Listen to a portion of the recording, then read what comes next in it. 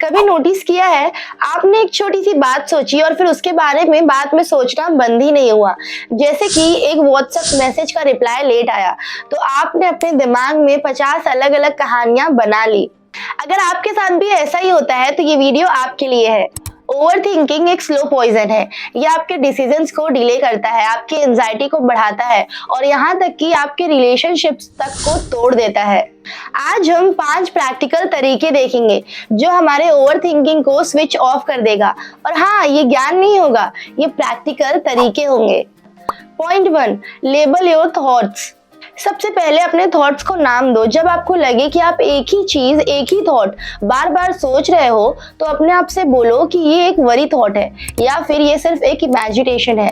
तो इससे आपके ब्रेन को सिग्नल मिलता है कि ये थॉट अर्जेंट नहीं है। एक एग्जाम्पल देखते हैं। एग्जाम से पहले अगर हम बार बार ये सोचते हैं कि कहीं मैं फेल ना हो जाऊं, तो हमारे दिमाग में नेगेटिविटी जाती है, जिससे आप जितना भी प्रिपेयर किए हो वो भी आप नहीं दे पाओगे अपना 100%। तो आपका पेपर डेफिनेटली बेकार ही जाएगा। तो इसलिए अगर इसकी जगह हम अपने थॉट को नाम दे दें कि ये एंजाइटी का एक थॉट है सिर्फ, तो उसका वेट कम हो जाएगा आपके दिमाग पे। आप पे उतना इम्पैक्ट नहीं पड़ेगा जितना कि पहले पड़ रहा था। वैसे भी हर थॉट को रियलिटी मान लेना वैसा ही है जैसे हर इंस्टाग्राम रील को सच समझ लेना। Not a good idea. Point 2, set a worry timer. अगर आप अपने दिमाग को 24/7 फ्री रखोगे तो वो ओवरथिंक करेगा ही करेगा। इससे अच्छा आप को एक फिक्स टाइमिंग दो, जैसे कि 7 बजे 15 मिनट सिर्फ आपको वरी के थॉट सोचने हैं, सिर्फ टेंशन ही लेना है। इसको आप आई होप मजाक में ना लो, क्योंकि ये बहुत ही साइकोलॉजिकल बात है। जब पूरे दिन में जब भी आप डीप वर्क कर रहे हो या फिर कुछ इंपॉर्टेंट काम कर रहे हो, भले ही आप इंजॉय ही क्यों ना करते हो, अगर उस टाइम पे आपको ये टेंशन वाला थॉट आए, ये वरी वाला थॉट आए, तो आप उसको बोलो कि मैं इतने बजे सोचूंगा इसके बारे में, अभी ये इंपॉर्टेंट नहीं है मेरे लिए। जब दिमाग को कंटेनर मिल जाता है तो वो हर वक्त फ्लड नहीं करता, क्योंकि आपका ब्रेन भी चाहता है उन प्रॉब्लम्स को सॉल्व करना, उन थॉट्स को भी आपका अटेंशन चाहिए। तो ऐसा नहीं है कि आप सिर्फ टालने के लिए उसको बोल दो कि इतने बजे सोचूंगा और उस टाइम पे ना करो वो चीज। डेफिनेटली आपको उस टाइम पे सिर्फ फ्री बैठ के उन्हीं थॉट्स के बारे में सोचना है।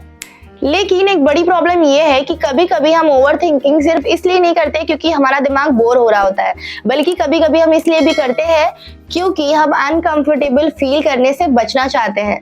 Point 3, sit with discomfort. Over thinking अक्सर एक इमोशनल शील्ड है। जब हम किसी अनकंफर्टेबल इमोशन जैसे कि लोनलीनेस, गिल्ट, रिजेक्शन, ये सारी चीजों को फील नहीं करना चाहते, तो हम उसके ऊपर लेयर ऑफ थॉट्स डालने लगते हैं। आपको ये सीखना होगा कि इमोशंस को डायरेक्टली फील करना ज्यादा हेल्दी होता है, इंस्टेड ऑफ उसके आगे पीछे 50 सिनेरियोज बना के सोचना। 90 सेकेंड डीप ब्रीदिंग करके उस इमोशन के साथ बैठो, इट विल पास।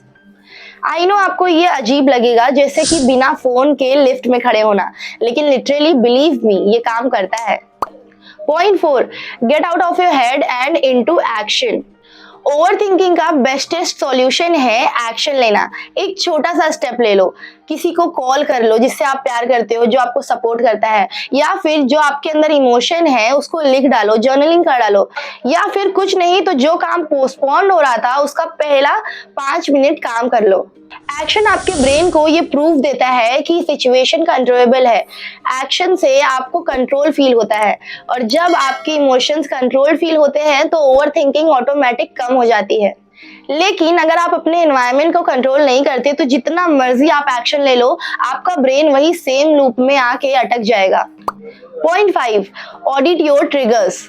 हर इंसान के ओवर थिंकिंग के ट्रिगर पॉइंट्स होते हैं, जैसे कि रात में बेड पे जाते ही फोन यूज करना, या फिर टॉक्सिक लोगों के साथ ज्यादा टाइम स्पेंड करना, और या ये भी हो सकता है कि ज्यादा कैफीन लेना।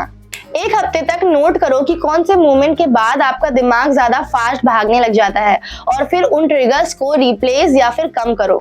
ये एक बार आइडेंटिफाई हो गए तो आप प्रिवेंशन मोड में आ जाते हो, फिर आप ओवर थिंकिंग का हाफ बैटल वहीं जीत जाते हो।